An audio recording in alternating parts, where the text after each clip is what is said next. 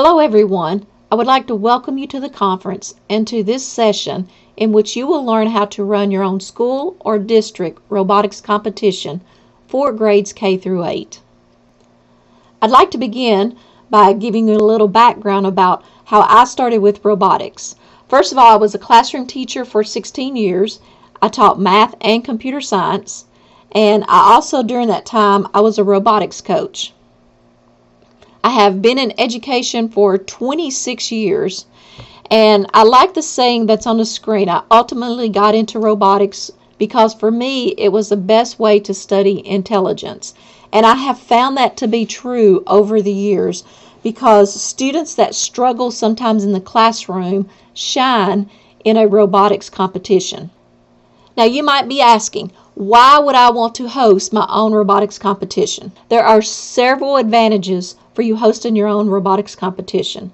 The first one, and I think is the biggest benefit, is that you will see more school involvement. Okay, we have seen this in our district. You will see more involvement from all different grade levels and all different ability levels. We have students that participate in robotics all the way from kindergarten up to 8th grade, and then of course we have high school teams that go outside of the district. But within our district we do K through 8, and we have found that we get a lot more participation from the schools because it's easier to go to a competition within your school district. We also have found that when we host our own competition, we also create opportunities for some of our older students to become mentors to our younger students. They also get to serve as volunteers and judges, and they also get service hours in some of the clubs that they need service hours. Another reason is that it's a lower cost. Staying inside your district will always be much cheaper than traveling outside of your district for a competition. And we actually bus our students into one of our high schools, and at that high school they all gather and they're all coming to the same location. So our schools will actually share buses in getting to the high school for the competition. We do the competition on a school day. We do elementary on one day and we do middle school on another day. Big advantage for the cost is we don't charge any entrance fees. Another advantage to hosting your own robotics competition is that you get a lot of community involvement. You get a lot of involvement from the different stakeholders for the school district. We have community members that come in and volunteer as judges, and we do all that sign up online. We also get a lot of involvement from the different departments within our school district, and it's a good time for them to come and see what our students are doing in the classroom. I've heard very good comments from a lot of different areas across our district that say, I didn't realize that these kids could do this stuff. So when you are thinking about doing a competition for your local school or your district, the first question you'll probably ask is, where do we get our robots? So I can tell you some of the ways that we have acquired our robots over the years. The first way is how we actually started. We found that there were a lot of robots that were shoved into closets that were not being used. Teachers had purchased them or schools had purchased them through some grant programs, and they might have used them for a little bit, and then as the years passed they were not using them. So that's how we first started. We pulled out all the robots that we could find in closets and distributed those out to the schools that were interested in doing a showcase. We started with a showcase and not a competition.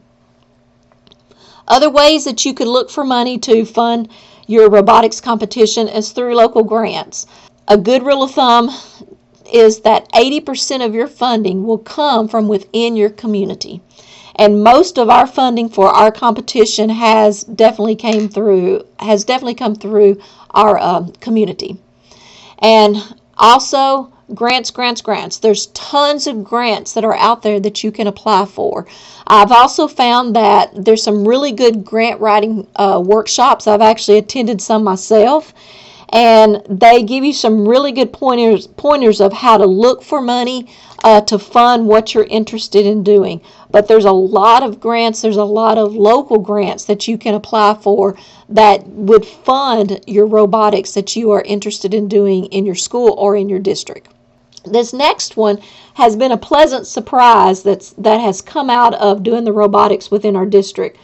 The children are very excited about doing robotics, and they're very excited about learning. And when your children are excited, then the parents are going to be excited. And through this, our parents have volunteered to be part of our robotics clubs. They volunteered to be part of our competitions, and we've had some parents to donate robots to different schools so that they can participate in the competitions. Also, once students start asking for more teams at their school, then the school will find the money somehow to purchase the robots that you need. So I'd like to say, in starting out a robotics competition, the first year may be a little tough in getting started. But after you get started, the excitement that you're going to see from the students, that excitement is going to carry over into all the stakeholders that are within the district. Now, what robots do we use in our district? Don't let this screen intimidate you, because we do use a lot of robots within our district. However, we did not start here. Okay, we started with the Lego Mindstorms EV3, and we started using those for our district. We started with a district showcase, but we are still using the Lego Mindstorms EV3. We are about to pilot this year the Lego Spike Prime. We also use the Dash robot in the classroom, and we use it in our competition. Lego WeDo, we use those in the classroom, and we also had a few FLL junior competitions that use the Lego WeDos. We also use the B-Bots in our lower grades and in mostly K1. And if you've never seen the B-Bot robot, it is actually a really good robot. I was very skeptical of this robot, and after I watched kindergartners program this robot, and they were learning how to do the logic of making that robot go where it needed to go, and to do the problem solving with that in a very simple, non-intimidating way for the teacher. B-Bots are a really good robot for your students to start out with. We also, looking at the left side, we use the Sphero Spark Plus, and that's what we have the most in our district, and we use those a lot in our classrooms K-12 and in district competitions, elementary school and middle school. And then as money becomes available, we have started purchasing the Sphero boat. And what I like about this is it has a lot more sensors that you can use. So if you're using this in like a math classroom, there's a lot more sensors that you can use with that robot to get a lot more data. But we use those in the classroom, and some schools have those, so they will use them in the district competition. And then, of course, we do have some FLL teams. Now, these last two teams, they actually go outside of the district to participate in these competitions. We do not host the FLL or the FTC competitions. But every middle school does have an FLL team, and every high school also has an FTC team. Now, I show you this screen because I want you to see where we started and where we are now. And it was a process. As you can see, we started back in the school year of 2014 and 2015, and we are now, of course, in 2020. So it's been several years to get to where we are now, and we've made a lot of mistakes along the way. But in 2014 and 2015, I told you that we found the Lego kits in closets. We had our first showcase, and that year we had 17 teams with 5 schools participating. Okay. In 2015-2016, we actually had a leftover from a grant that we had to spend down. And so what we did was we added enough robots so that we could have robotic teams at all 23 schools. And that year, we had 41 elementary school teams, 2 middle school teams, and we also, which I'm excited to say, we included 2 self-contained classroom teams. These were 2 teams that came from our high school, and they were self-contained students, and they participated in our elementary school competition. And that was also the year that we added FTC robotics at all high schools. And then also, that's where we thought, well, we've got to somehow sustain the program that we are starting. As you can see, we had 66 teams in the 2015-16 school year. So we knew that this, from 17 teams to 66 teams, we knew that this was something that the excitement was catching on. And so we had to figure out a way, how are we going to sustain this? Okay. And not only robotics, but there were also a lot of things that were about to start happening in the 2016 and 17 school year. We started what's called a K-5 engineering thread. And so anything that you do like that with robotics and engineering, of course it takes money. So what we did was we have a STEM camp that we run every summer. It's 2 weeks long. The students pay to come to the STEM camp, and that's how we sustain most of our robotics and our engineering projects that we do throughout the entire year. So in 2016 and 17, what was exciting that grew out of the robotics competition, the district started doing the K-5 engineering thread, and robotics started filtering down into the classroom. So teachers started using robotics as they were teaching their lessons and finding ways to do that. Also in 2016 and 17, we added a regional competition. And I sort of lumped all these other years together, but from 2017 to now, what has happened is the engineering thread that we were doing in the classrooms has now expanded into the middle school. Those lessons have multiplied greatly. There's a lot more students in robotics.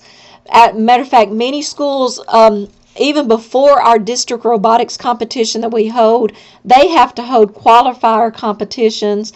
A lot of schools have an application process for their robotics teams because they have way more students than they have spots on the robotics team. And also another good problem that we've had is as robotics has filtered into the classroom, students are becoming better at problem solving and better at programming. So we've had to raise the level of complexity that we've done for our competitions. So if you look at this timeline, we started in 2014-15 with 17 teams. 2018-19, last year we did not get to have our robotics competition, so you'll notice that one's blank. But in 2018 and 19, we had 117 teams, and that was only because we had to limit the number of teams because of space. We do our competition in our largest high school, and we did not have enough space to hold all the teams that wanted to come that year. You can also see that we choose a theme for all of our robotics competition. So in 2014 and 15, we just did a Lego robotics theme. We did an Olympics theme. We did American cities. The places that you'll Lego. This was actually a book theme. And Lego Rescue was 2018-19, and then we released the 2019-20 theme, and then we didn't get to have the competition because of COVID. So this year our theme will be STEM careers. But what I want you to get from that timeline is you can think big. This is where I'd like to go to, but start small. We started very small with again, 17 teams in one small elementary school gymnasium, and it grew from there to what we're doing now. The picture that you see on the bottom is our actual robotics competition from, both of these pictures, from the 2018-19 school year. How do you generate interest? Okay. Well, first of all, and what those students did was they took that excitement back to their schools, and then the schools started talking with each other, and they realized, hey, this school went to this showcase, so I want to go to the showcase. So that's really how it spread to all of the different schools. Also, another big thing that has grown the robotics in this district are the engineering lessons, and some of those engineering lessons included just regular household items, but some of them included robotics. And so doing those engineering lessons in the classroom really helped generate interest and generated excitement for the students about robotics. Now, on this slide, I actually have a link to some lessons that we have our engineering lessons on Go Open NC. Another thing is our school started robotics clubs. And in those robotics clubs, most of them were after school. We did have some schools that did them during the school day, so that any student that wanted to participate actually could participate. But most of our schools do robotics through a robotic club. And generating interest, we actually started with a showcase. The first couple of years we did a showcase, and then we changed it to a competition. And nothing generates more excitement than a good competition. So let's talk a little bit about the competition. All right, so we have elementary, and then we have a middle school competition. In our elementary, it's for, of course, grades K through 5. And we do not allow our FLL teams to participate in our elementary competition. FLL is the first Lego League, and those students are a little bit more advanced, actually a lot more advanced, than a lot of the students that are coming to our district or our local competition. And so the playing field is not even. But we do allow those elementary FLL teams, if they want to, they may participate. If they're 4th and 5th grader, they may participate in our middle school competition.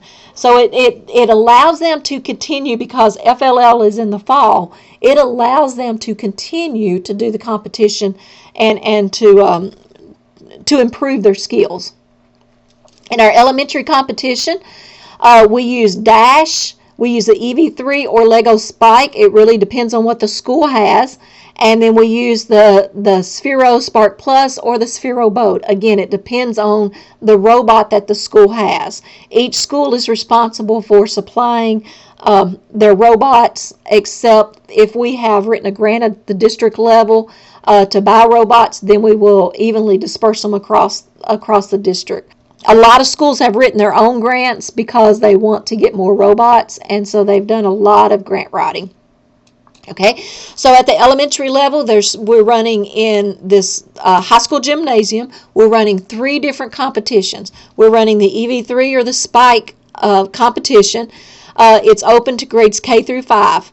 And what happens during that competition, teams randomly rotate through 4 boards. And then each board has 2 levels of play. So there's an easy level and then there's a harder level. And then the teams are awarded points according to what they were able to complete on that board. So there's 2 levels per board, and they rotate through 4 boards. And the winner of the competitions are the teams that have the most points. Okay. We also run a Dash competition for grades K through 2. The teams get 30 minutes to engineer their robot to complete a task, and they get 30 minutes to program their robot to complete a task.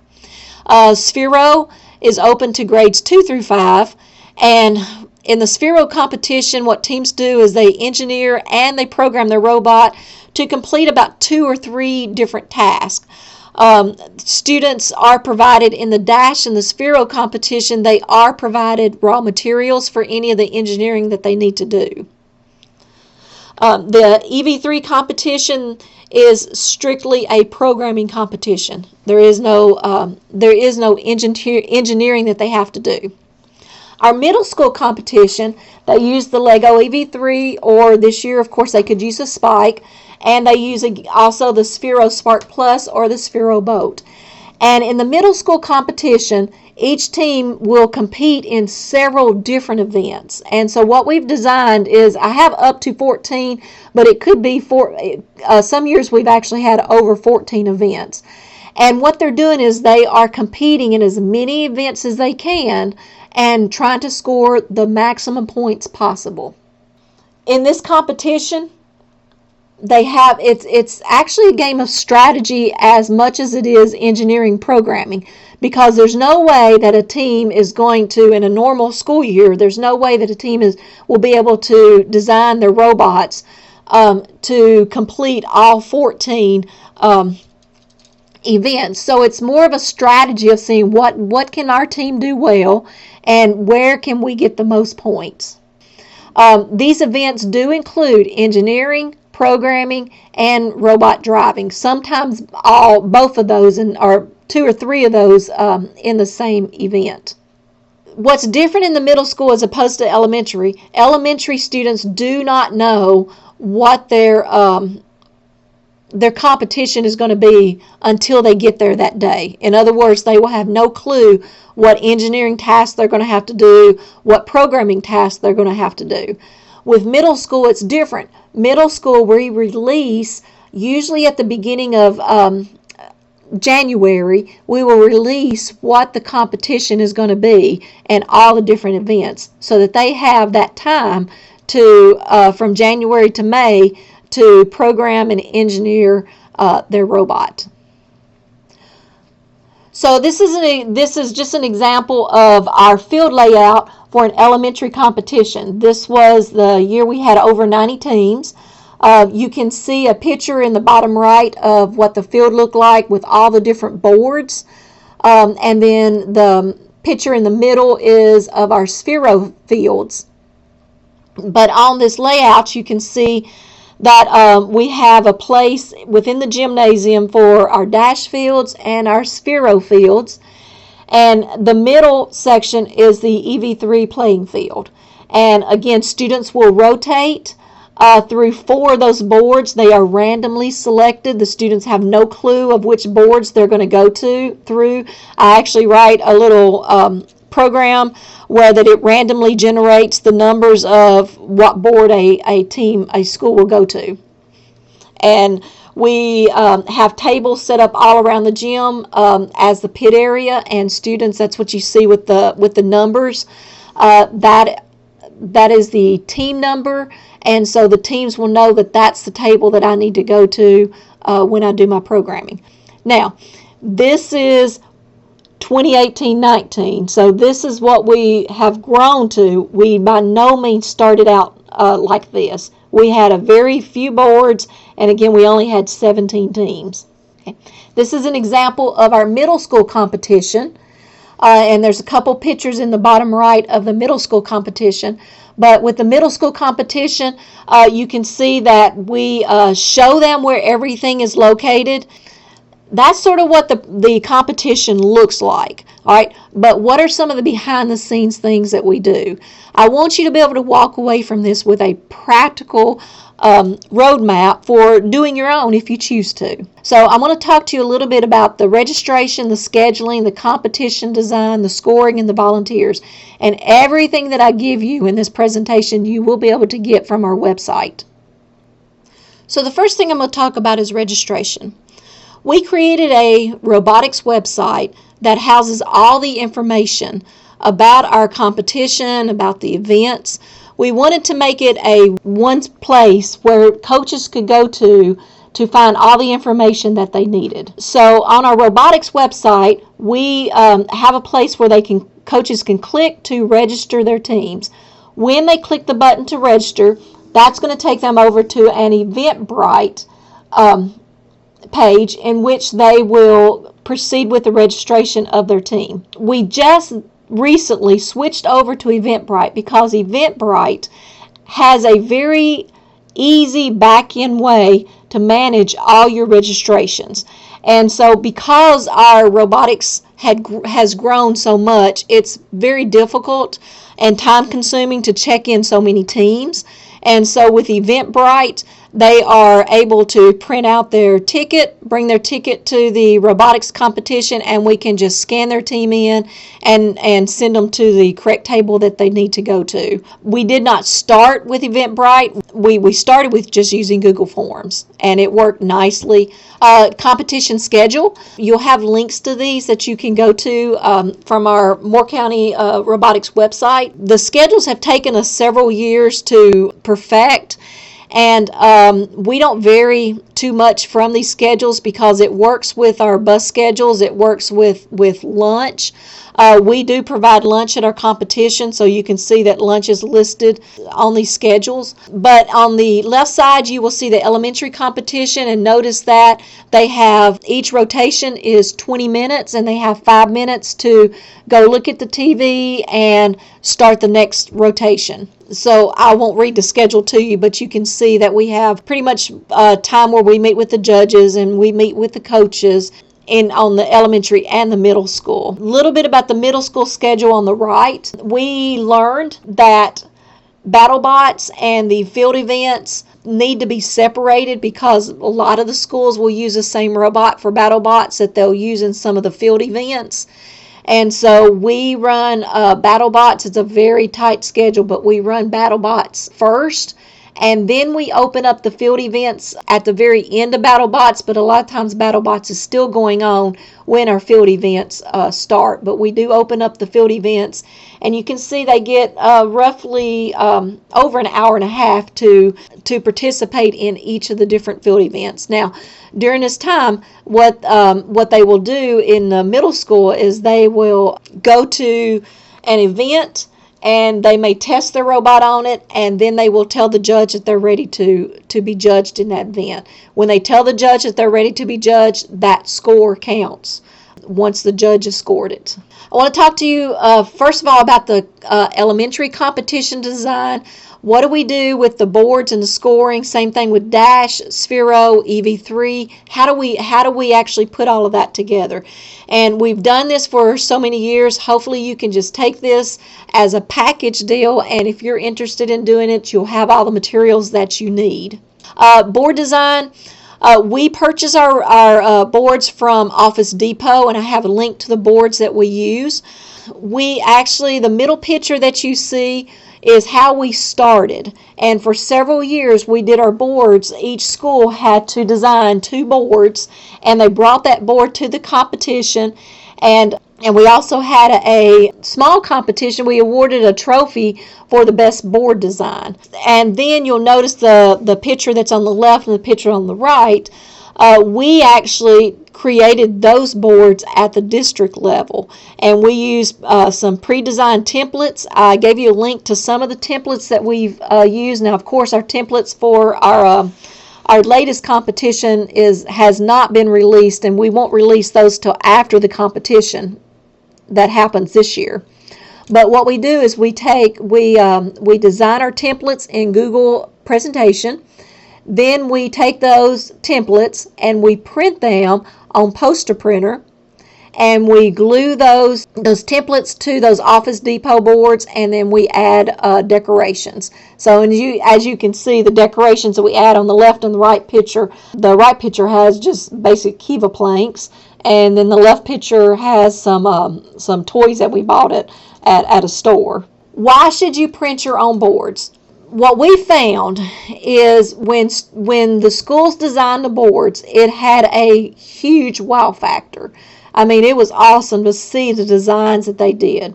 However, what the problems that we ran into was when it changed to a competition, there was no consistency in the competition.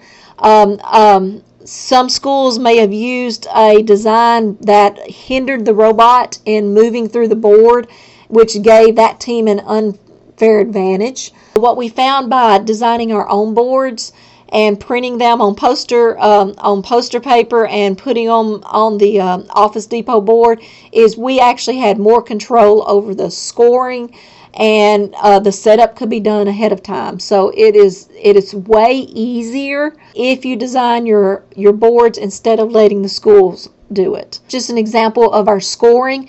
You'll notice I've talked about templates. There's 2 scoring levels. There's level 1 and level 2 on all of our templates. Again, elementary students do not see these templates until the actual competition day. And you'll see that on this template, it has the scoring instructions, and this is given to the judges, and the judges can, they know how many points to give each team. And in the bottom right, I have a scorecard, and we've tried to make it easy for the judges. They put the team number, the board number, their ID in case there's questions at the end, because again, with a competition, there's always going to be questions at the end, and then the other information, and they only have to circle the points that team was awarded. And then we have runners, and those runners run it to the scoreboard. But this is an example on the screen of our templates and also the scoring for that template.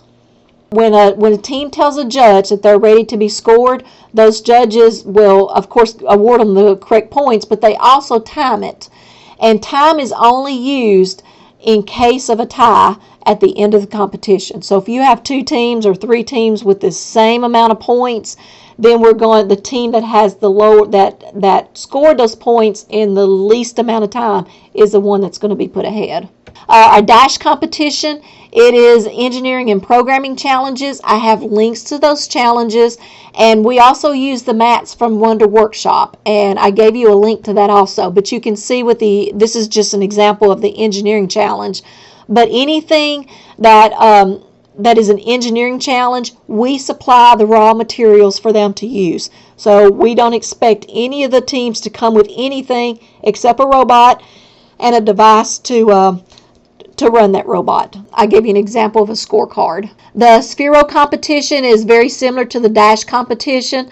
The Sphero competition has programming challenges.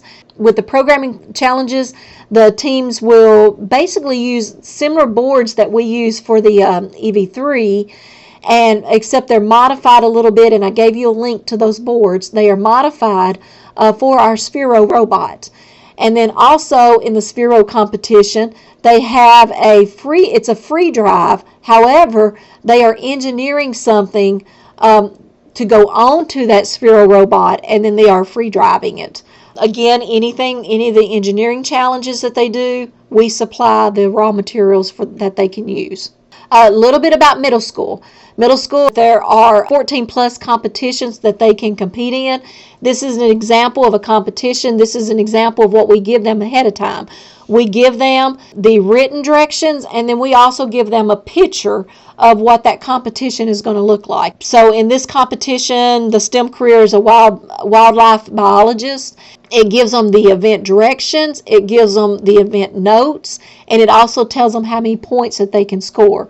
So if the middle school teams are planning their strategy, then they can figure out, well, what can I do well, and which ones will give me the most points. The winners for the middle school competition, we take all of the events minus the Battlebots, but we take all the events and total up their points, and those are our first, second, and third place winners for the middle school competition. Each event will have a different scorecard, and that scorecard is specific to that event. So the judge will have a scorecard. The team will say, I'm ready to be scored. And once they tell them that they're ready to be scored and the judge scores it, the judge will not take that score back. Some of these events are set up to where they can do it 2 or 3 times. For example, at the bottom of this one says the number of attempts is 2 per team. And so we take the high score out of their 2 attempts. Battlebots is a separate scoring competition. You can see the homemade board that we use for this. We do make Battlebots completely separate, and it is one of the most popular ones among middle school students. It is a bracket event, and the goal of this is for the robots. They will start in the center like you see in this picture, and the goal is for one robot to push the other robot off. Now, students have to design their robot. They can add things to their robot. They can use sensors, but the robot has to fit into a 10 by 10 by 10 box, and it can't weigh over 1,000 grams. A little bit about the awards for elementary school. We We give trophies for first, second, and third place in the EV3 events, first and second place for the Dash and Sphero events. We give a judges award, and we don't now since we design the boards ourselves, but if you have your schools design their own boards, you will probably want to give an award for the best board design. Middle school, we give a first, second, and third place for our top scoring teams in all events, first and second for Battlebots, and we give a judges award and a design award. And the judges award is actually a traveling school trophy award. So if your team won this year, then you've got to bring it back because it could possibly go to another team the next year. So that's a highly coveted award that the teams like to have. And that concludes it. I'd like to thank you, and I would say that if you get started in planning a competition, if you decided that you want to go forward with it, or if you just have more questions, please feel free to contact me. We have probably made every mistake that's possible to be made. So if you want to ask questions, if there's more information that you need, please feel free to contact me. My information is there. You can also go to morerobotics.org, and that will have everything that I have in this presentation. It has all of that there for you to download, and you could actually use our last year's competition if you wanted to do one for this year. All the stuff is ready made, and if there's something that's missing, just contact me and I will send it to you. You can also follow our district, the activities that we do with our engineering thread, the K-12 engineers. You can also follow that at MCS Digital. So how do you get CEU credit for this session? All you have to do is go to the survey that you see on the screen and complete the survey. And again, thank you for joining.